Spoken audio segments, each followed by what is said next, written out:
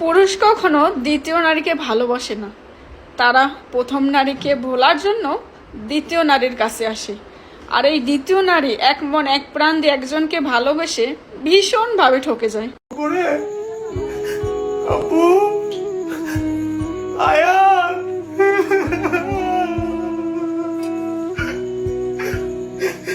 আয়ান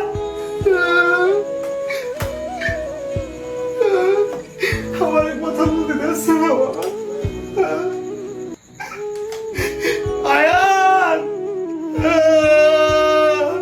আসসালামাইকুম সবাইকে, আমি দেওয়ান ফারজানা। আজকে আপনাদের সাথে একটু কিছু বলতে আসলাম। সেটা হচ্ছে, আমার ভিডিও শুরুতেই দুইজনের গল্প শুনলেন, তাই না?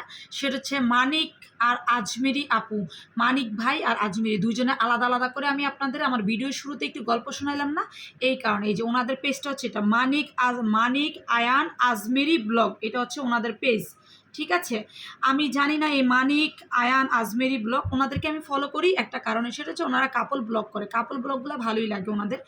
এখন আমি জানি না ওনাদের সাথে কি হয়েছে, হাজব্যান্ড ওয়াইফের কী হয়েছে, আসলে বিষয়টা জানি না। বাট আজকে কয়েকটা দিন ধরে ফেসবুকে ঢুকলে, টিকটকে ঢুকলে সব জায়গায় শুধু ওনাদেরকে নিয়েই সবাই সমালোচনা আলোচনা যা বলেন সবই করতেছে। আমি ভাবলাম আমি একটু কথা বলি। সেটা হচ্ছে, ফার্স্ট অফ অল আমি জানি না এক্স্যাক্টলি কী হয়েছে, এটা কিন্তু শুরুতেই বললাম, এই কথাটা বলতেছি।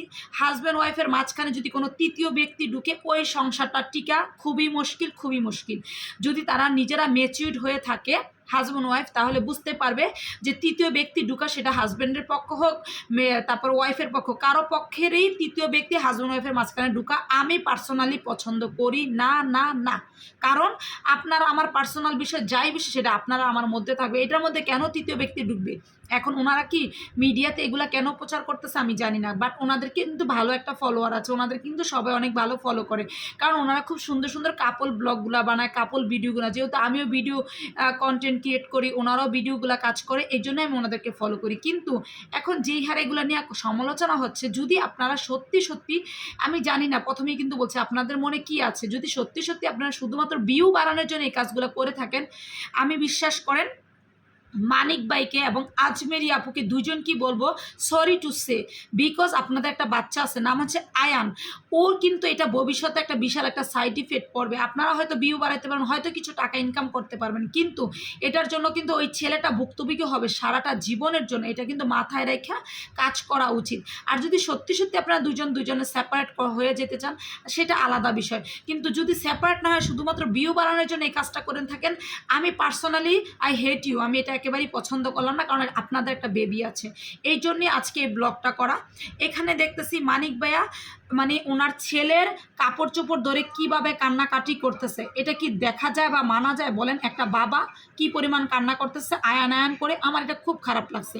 আর ওই দিক দিয়ে ওনার ওয়াইফ বলতেছে, একটা ছেলের কাছে যখন মানে আরেকটা মেয়ে চলে আসে, তখন কাছে ওই পুরুষের কাছে দ্বিতীয় নারীর কোনো কিছুই থাকে না, অস্তিত্ব থাকে না, এই টাইপের কিছু কথা। এখন ওদিকটা বউ এই কথা বলতেছে, এদিকটা উনি হচ্ছে আয়ান আয়ান করে কান্না করতেছে, উনি ওনার ওয়াইফের কথা বলতেছেন, উনি শুধু ওনার ছেলের কথাই বলতেছে, স্বাভাবিক।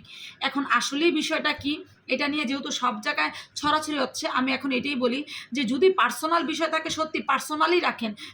আপনারা হ্যাঁ ভিডিও কন্টেন্ট ক্রিয়েট করেন, ভালো কথা, পার্সোনাল বিষয়টাকে একদম সবার সামনে আই না এইভাবে নাকানিচুভাবে না করাই ভালো আমার কাছে মনে হইলো।